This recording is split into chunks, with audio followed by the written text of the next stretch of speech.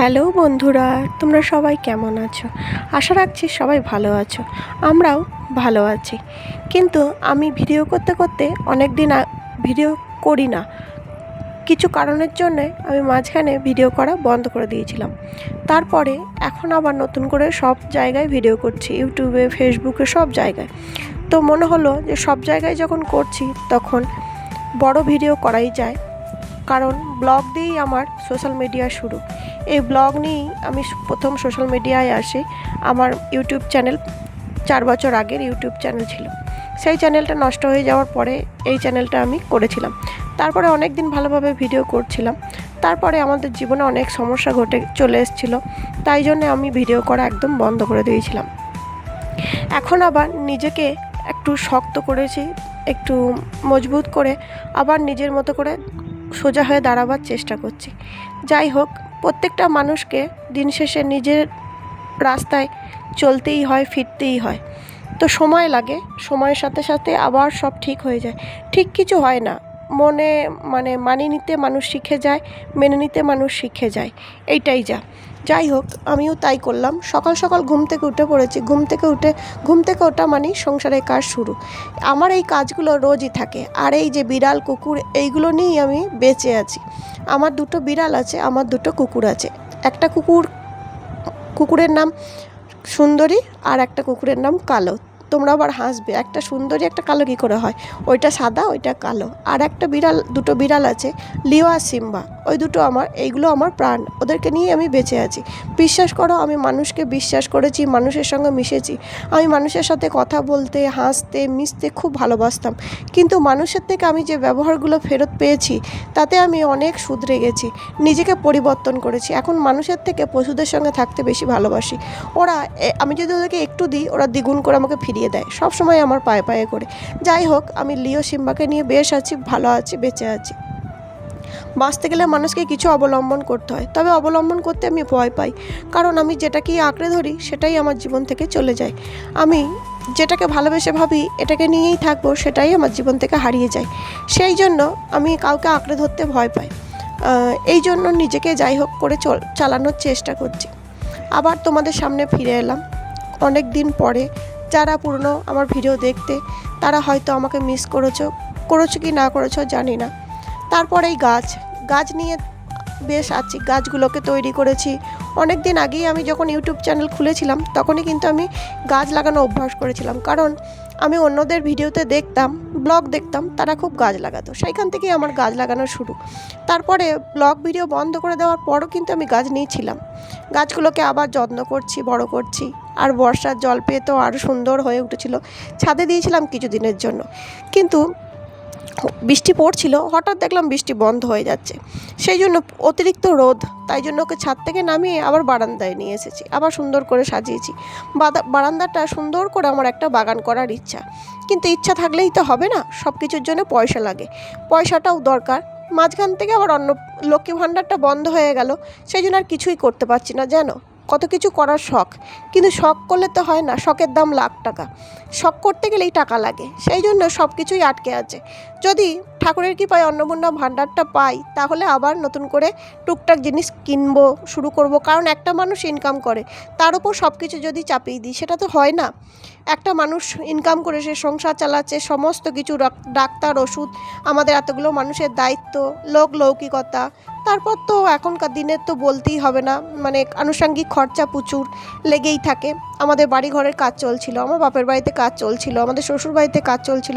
এই করে করে এখন একটু সমস্যার মধ্যে আছি, আর কিচ্ছু করতে পারছি না। সেই জন্য শখ থাকলেও করতে পারছি না। এটা আছে, এটা করার দরকার, ওটা করার দরকার। যাই হোক, চেষ্টা থাকলে জীবনে অনেক কিছুই হয়। একটু একটু করে করার চেষ্টা করছি। আমার এই রান্নাঘরটা, তোমরা যারা আগে আমার ভিডিও দেখতে অনেকেই দেখেছো, আমার রান্নাঘরটা ছিল একদম বস্তি টাইপের, খুবই খারাপ। ওটা আমি খুব কষ্ট করে আমার বরকে বলেছিলাম যে আমাকে কিচ্ছু করে দিতে হবে না, আমাকে শুধু রান্নাঘরটা করে দাও। আমি রান্নাঘরটা করে দিলেই আমি খুশি। রান্নাঘরটাই যে পাথর বসিয়ে পুট্টি করে আমাকে সুন্দর করে দিয়েছে। এটা করতে 50,000 টাকা খরচা হয়েছিল। তখন আমাকে বলেছিল, তুমি বললে আমি তোমাকে করে দিলাম। তখন আমি ভিডিও করতাম, সেই জন্য আমি ভেবেছিলাম রান্নাঘরে বেশিরভাগ সময়টা কাটাই, আর ভিডিওতে দেখতেও ভালো লাগে, রান্নাঘরটা করাও দরকার ছিল। সেই জন্য সেই মুহূর্তে ভেবেছিলাম রান্নাঘরটা হয়ে গেলে আমি খুব খুশি হব। কিন্তু রান্নাঘরটা হয়ে যাওয়ার পরে আমি কিছুদিনের মধ্যেই ভিডিও করা বন্ধ করে দিয়েছিলাম। তখন খুব মন খারাপ করতো, এত কষ্ট করে রান্নাঘরটা করালাম, করতে বললাম, তা সেই রান্নাঘরটাই আর ভিডিও করি না। যাই হোক, ছেড়ে দিয়েছি, আর করব না, এরকম ভাবতাম। তারপর আমার মন খারাপ ছিল আর ভেঙেও পড়েছিলাম। আমার ছেলে আমাকে বলল, মা আবার ভিডিও করা শুরু করো। আমার ছেলে আগেও যখন আমি ইউটিউব চ্যানেল খুলেছিলাম তখন আমার ছেলেই আমাকে ইউটিউব চ্যানেল খুলে দিয়েছিল, আমার ছেলেই আমাকে ভিডিও করতে বলেছিল। আবারও আমার ছেলেই আমাকে বলেছে, মা তুমি উঠে দাঁড়াও, নিজেকে শক্ত করো, আবার ভিডিও করো, বাঁচার চেষ্টা করো, কিছু নিয়ে তো থাকতে হবে, তুমি ভিডিও করো। তো আমি আবার ভিডিও করা শুরু করলাম। তো এই যে রান্নাবান্না চলছে, সংসার কিন্তু নিজের মতোই চলে, সবই করি, রান্নাবান্নাও করি, কাজকর্মও করি, খাওয়া দাওয়াও করি, দিন শেষে হাসিও কাঁদিও, কিন্তু ভিডিওটাই করছিলাম না। কারণ একটা ভিডিও করতে গেলে 10 মিনিটের কাজটা মোটামুটি 15 মিনিট, 20 মিনিট, আধ ঘন্টা লেগে যায়। প্রত্যেক জায়গায় ক্যামেরা সেট করে ভিডিও করতে হয়, তারপর কাজ করতে হয়।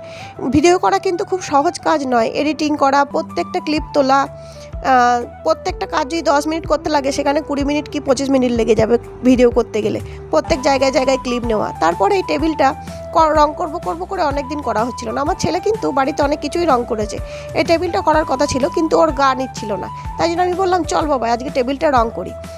জোর করে ওকে বললাম, আমি করছিলাম, ওর পছন্দ হচ্ছে না। তারপরে বললো, তুমি পারছো না। আমি বললাম, ঠিক আছে তুই কর।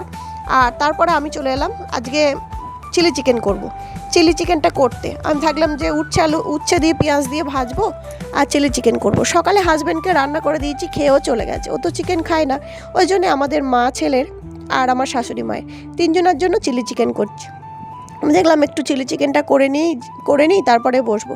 চিলি চিকেন করতে অনেকগুলো বাসন পড়েছিল, সেই বাসনগুলো ধুয়ে নিলাম। আমি আবার কাজ ফেলে রাখতে পছন্দ করি না, একটু খুঁতখুঁতে মানুষ তো, মনে হয় সব কিছু পরিষ্কার পরিচ্ছন্ন থাকবে। আর সব কিছু পরিষ্কার পরিচ্ছন্ন রাখতে গেলে নিজেকে তো একটু কষ্ট করতেই হবে, কারণ সব কিছু পরিষ্কার পরিচ্ছন্ন রাখলে দেখতে ভালো লাগে, আর দেখতে ভালো লাগাতে গেলে নিজেকে একটু পরিশ্রম করতে হবে।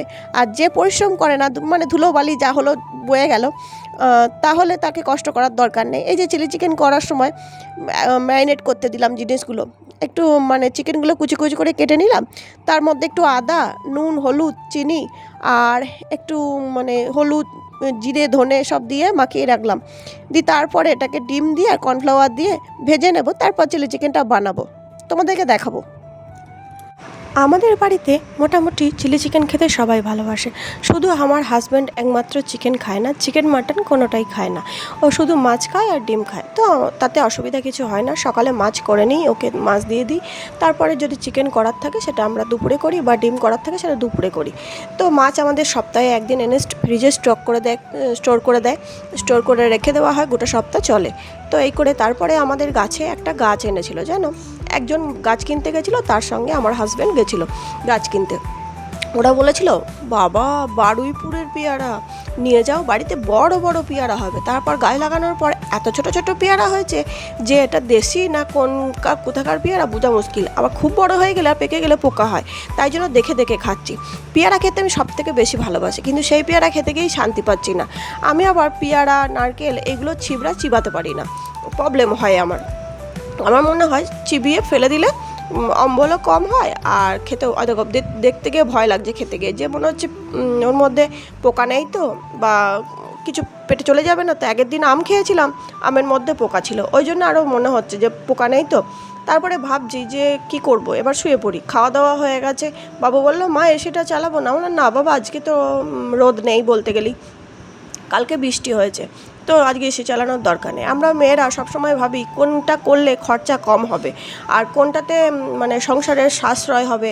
তারপর আমি শুয়ে থাকার পর অনেকক্ষণ পরে আর ভালো লাগছে না, কি করব, বাবু ঘুমিয়ে গেছে।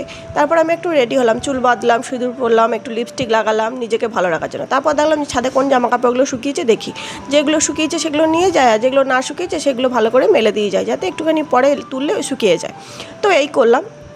তারপরে ভেবেছি যে আজকে রোদ নেই, সকালেই ভেবেছিলাম জানো যে রোদ নেই, আজকে ছাদটা পরিষ্কার করব, কিন্তু সেটা তো হলো না। ওই মহারাজ আবার নিচে গেল, তারপরে একটু বক্স টক্স লাগালো, তারপরে আমরা আবার টেবিলটা রং করলাম, এই জন্য আমাদের আর হলো না। তারপর আমি ভাবলাম যে ও ঘুমাচ্ছে ঘুমাক, ও সব কিছুতে আমাকে হেল্প করে দেয়, কিন্তু দেখলাম যে ও ঘুমাচ্ছে ঘুমাক, ওকে আর ডাকবো না, আমিই যাই। কিন্তু আমার বারবার ওপর নিচ করলে না অসুবিধা হয়, নিচু হয়ে বেশি কাজ করলে আমার অসুবিধা হয়, ভারী জিনিস চাগালে আমার কোমরের যন্ত্রণা হয়, কোমরে প্রবলেম আছে খুব, মানে বাড়াবাড়ি হয়ে গেলে আর দেখতে হবে না, একদম উঠতে পারি না বিছানা ছেড়ে। তো ওই জন্য এলাম আমি একটু ছাদটা পরিষ্কার করার জন্য, কারণ আজকেও খুব মেঘলা মেঘলা আবহাওয়া, যদি বৃষ্টি হয় তাহলে ছাদটা ধুয়ে পরিষ্কার করে যাবে। তো আমার তো মোটামুটি কমপ্লিট এদিকটা পরিষ্কার করা। আর এইদিকে আমার মানে আমি যখন গাছ লাগানো শুরু করেছিলাম আমার একটা টব ছিল না, একটা না, তো সেই জায়গা থেকে আমি এত টব কিনেছি, ছাদ ভর্তি করে ফেলেছি। কিছু গাছ তো আমি মানে 6-7 কি 10টা গাছ আমি নিচে আবার নামিয়ে দিলাম, বড় বড় গাছগুলো যেগুলি জবা গাছ, বড় সাদা ফুল গাছ সব নামিয়ে দিয়েছে, আমার শাশুড়ি সব নিচে লাগিয়ে দিয়েছে, কারণ ছাদে এত ভারী ভারী গাছ রাখা যাবে না, আমাদের ছাদটা ভালো নয়। আর মাটিতে যেমন সুন্দর গাছ হয়, যতই বলো শখ করে টবে লাগালে অত ভালো গাছ হয় না, নালে সেই বড় বড় জায়গা দিতে হবে, অত বড় বড় জায়গা তো আমাদের ছাদে ব্যবহার করা যাবে না। ছোট ছোট গাছ যেগুলো লাগালে ফুল হবে বা দেখতে ভালো লাগবে সেগুলোই একমাত্র ছাদে রেখে দিয়েছি। তো ছাদটাকেও পরিষ্কার পরিচ্ছন্ন রাখার চেষ্টা করি। সবসময় শরীর সঙ্গ দেয় না, কিছুদিন তো শরীর সঙ্গ দিচ্ছিলই না, এখন তো তবু মোটামুটি টুকটাক কাজ করি, টুকটাক নয় মানে ছাদের কাজ, সারাদিনের সমস্ত কাজ এ থেকে জেড পর্যন্ত সব আমাকেই করতে হয়, আমি আর আমার ছেলে যেটুকু করি। তারপরে আমি আর আমার ছেলে বললাম হাঁটতে যাবো, আমার শাশুড়িমা বললো আমিও যাবো, চলো, কোলে করে তার নিয়ে যাবো না, সবাই নিজের পায়ে হাঁটবে, তো চলো হাঁটতে যাই। দিয়ে আমি রোজ ভাবি সকালে হাঁটতে যাবো, যেহেতু আমার সকালে রান্না বান্না, সেহেতু আমি হাঁটতে যেতে পারি না। আমার শাশুড়ি মাও মানে নিচের ঘরে শোয়, তো মানুষকে ডেকে তাকে ঘুম থেকে তুলে আমার জন্য তার ঘুম নষ্ট করতে আমার অসুবিধা হয়, সেই জন্য আমরা বিকালে হাঁটতে যাওয়া অভ্যাস করছি। আমি, আমার ছেলে, আমার শাশুড়ি, 3 জনেই 30 মিনিট হাঁটি, তারপর বাড়ি চলে আসি। বাড়ি এসে জামা কাপড় ছেড়ে, জামা কাপড় জল কাচা করে মেলে দিয়ে তারপর এখন ব্ল্যাক কফি নিয়ে বসেছি আমি আর ছেলে, এখন আমরা ব্ল্যাক কফি খাচ্ছি। চলো আজকের মতো ভিডিওটা এখানেই শেষ করছি, সবাই ভালো থেকো, সুস্থ থেকো, আবার কাল একটা নতুন ভিডিওর সঙ্গে তোমাদের নিশ্চয়ই দেখা হবে। আর আজকের মতো টাটা, বিদায়, একদম ভালো থেকো।